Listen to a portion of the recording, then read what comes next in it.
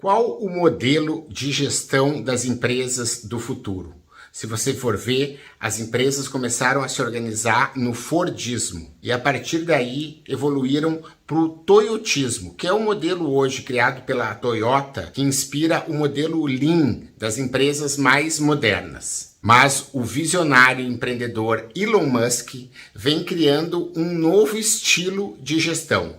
Vem se chamando de Teslismo. E aqui nesse vídeo você vai aprender os 7 princípios que fazem do Teslismo um dos modelos que pode substituir o modo atual de gestão das empresas. Então vem comigo!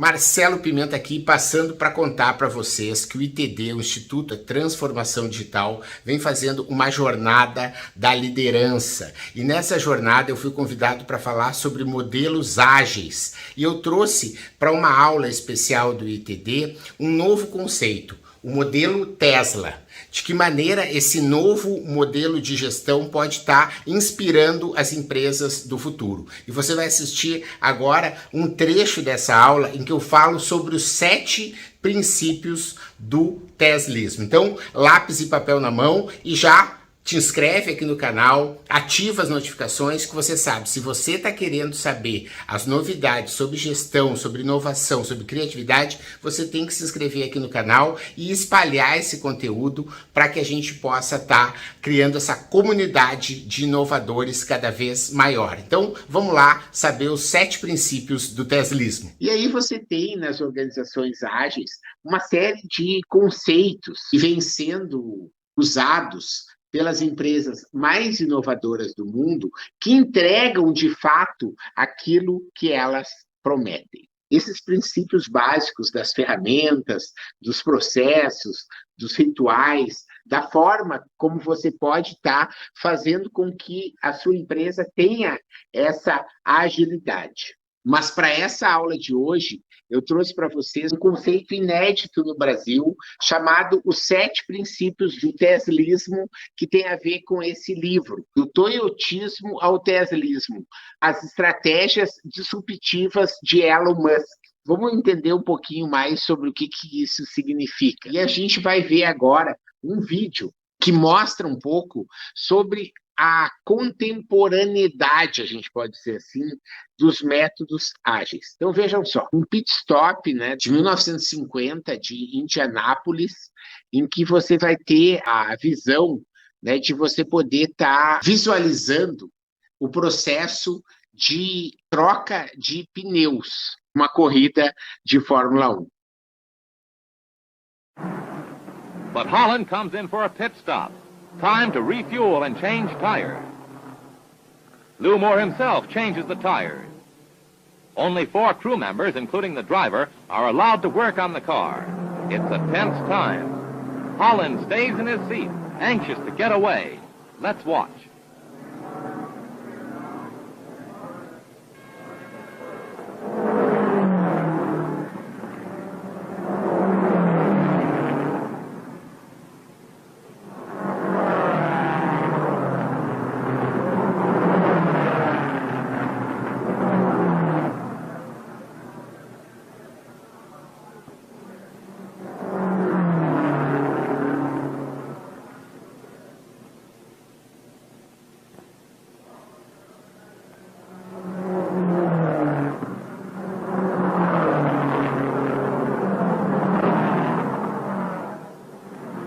The tires are changed at last.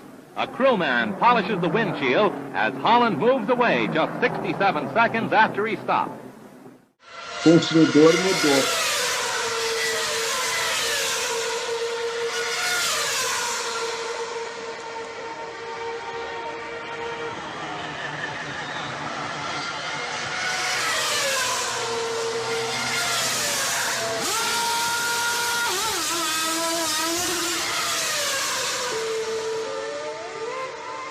De uma maneira bem clara, a maneira com que as pessoas hoje estão organizadas, as empresas estão organizadas para conseguir entregar o que é necessário Porque a gente está falando aí de alguns anos de intervalo entre um e outro, e a mentalidade naquela época permitia que várias pessoas ficassem paradas. Só que hoje não dá. O consumidor ele está cada vez mais exigente, ele está querendo aquelas questões mais básicas resolvidas de uma maneira simples, descomplicada.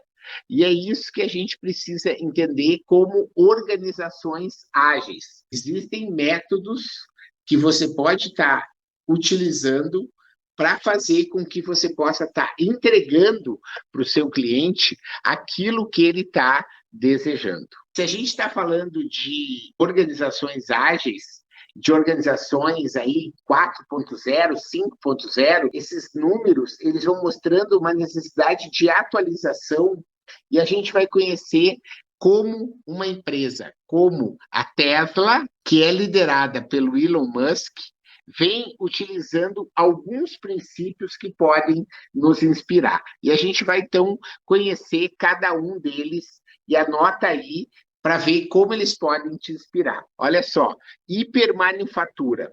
A gente já entendia que no Lean Manufacturing, que era o processo de produção que vinha atendendo o cliente até alguns anos atrás, a gente tinha vários tipos de desperdício. E esses desperdícios poderiam ser por conta de superprodução, desperdício intelectual de alguém saber alguma coisa e não poder usar. São movimentos, às vezes, desnecessários. A gente está falando de tempos de espera que não precisavam ter, processos que eram desnecessários, defeitos, retrabalhos, questões relativas a transporte, a estoques, a superprodução que poderia estar gerando um excesso de demanda. Primeiro princípio, e a gente está buscando maneiras de ver como os métodos ágeis estão no topo, entendendo como uma empresa como a Tesla está usando isso de uma forma inovadora para provocar o nosso debate, a nossa reflexão, os nossos processos atuais. Então, o primeiro desses 7 princípios é a hipermanufatura. Qual é o objetivo e qual é a demanda da hipermanufatura? É você conseguir eliminar esses desperdícios. Então, olha só, é expandir o sistema industrial para torná-lo mais simples, ágil, customizado e gerador de valor colaborativo. Então, esse é o nosso primeiro princípio para a gente pensar como é o futuro dos métodos ágeis, como as empresas mais ágeis do mundo vêm trabalhando. Vamos para o segundo princípio para a gente ver como que ele se traduz. A integração transversal periférica. Olha só, isso significa, nas palavras do autor, condensar a cadeia de valor, descompartimentar os negócios e melhorar a conexão com o ecossistema para impulsionar o crescimento. Então, veja só, a gente tinha uma integração vertical, ou seja, a empresa tinha que estar trabalhando no mesmo foco. A partir daí, você tem uma integração horizontal. Várias áreas diferentes precisam estar abraçando essa causa. Você tem, num terceiro etapa, a integração transversal, em que essas duas coisas acontecem, do início ao fim do processo da jornada do cliente, e todas as áreas trabalham de uma forma uníssona. Só que a gente está chegando num novo momento, em que é preciso a integração transversal, periférica, social e ambiental. Então, isso significa, por exemplo, você pensar um determinado produto que você usa a embalagem, quem é o cara que faz a matéria-prima? Quem entrega? O que é feito depois? Qual é o aspecto social, ambiental que está incluído nisso. Vale a pena, às vezes, comprar da China por um preço muito mais baixo, mas sem saber quais são as condições em qual aquele produto está sendo feito? Ou vale a pena entender que é possível você produzir junto com uma cooperativa que trabalha com métodos sustentáveis e que desenvolve o desenvolvimento que é sustentável na comunidade para que faça a diferença? Pensar a integração transversal, periférica, social e ambiental é o segundo princípio que a gente vê aqui no teslismo como sendo uma nova forma de você repensar os processos e entender como você pode estar se posicionando frente a todas essas mudanças. Vamos entender um pouquinho sobre o princípio 3, hibridização de software. A gente está falando que o software ele não é mais aquele programa que controla aquele processo. A gente está falando do software como algo hibridizado, como se fosse incorporado em tudo que é feito. Então, a gente está falando primeiro com uma integração de você acabar com silos, que não é um software do jurídico, não é um software do marketing, um software de CRM. Ele é o único software que ele está presente em tudo. Isso tem a ver com comunicação em tempo real. Você conseguir colocar e ter os dados ao mesmo tempo, na hora, no jeito que a gente está no mundo digital. E terceiro, aprimorar o produto a partir da ótica do uso do cliente. Você entender que é centrado no cliente, você tem que entender que a hibridização de software é otimizar o digital para criar inovações disruptivas, melhorar a eficiência do sistema e obter melhores benefícios de uma ponta a outra da cadeia de suprimentos. Então, você está falando de algo que realmente está integrado, buscando entregar, daí no caso, valor para o cliente. E é disso que fala o quarto princípio, atração tentacular. O modelo anterior a esse é um modelo de funil em que você tenta criar valor e entregar para o cliente de uma maneira linear. Hoje, entregar valor significa você conseguir pensar um produto, fabricar esse produto, comercializar esse produto, atender às expectativas do cliente com relação a esse produto, seja no pré ou no pós-venda, ter assistência técnica, ter um caminho para o descarte e poder, se for o caso, recomprar isso e poder reutilizar e oferecer talvez um produto mais moderno aí para o seu cliente. Então, significa entender que a cadeia de valor ela não é mais linear, ela é tentacular. E esse é o quarto princípio que o Tesla aí nos oferece para a gente poder pensar numa nova forma de organização ágil 4.0. O princípio número 5 é o princípio do story making. A gente está falando de uma história inspiradora que seja real e interessante para clientes, colaboradores e cidadãos. Para a própria sociedade, você tem que fazer um sentido. A empresa tem que ter um propósito um pouco maior do que ganhar dinheiro. Seria necessário que você tivesse um líder ou líderes, vários, midiáticos, que tenham habilidades e técnicas sociais para utilizar todo o potencial das redes a favor da empresa, do seu negócio, da sua causa.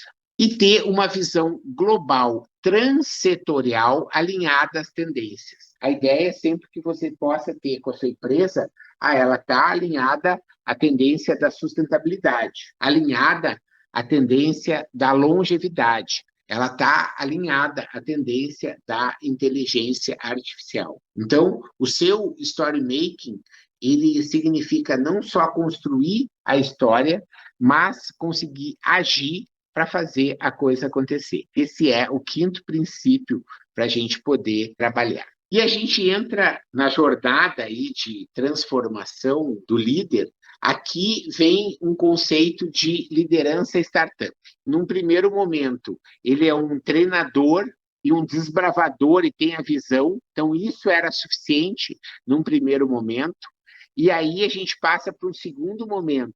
Ele precisa ser também um fazedor, linha de frente a ser seguido, ele tem que dar esse exemplo. Ele é um cultivador e um desenvolvedor de pessoas, e ele é um desafiador, uma pessoa que tem ousadia para propor novos desafios. A necessidade de você ser também um resolvedor de problemas, né? Um acelerador de resultados. Então, vejam que são habilidades que você precisa somar a muitas outras que a gente está vendo por aqui, mas que são necessárias para você poder entregar aquilo que o cliente precisa.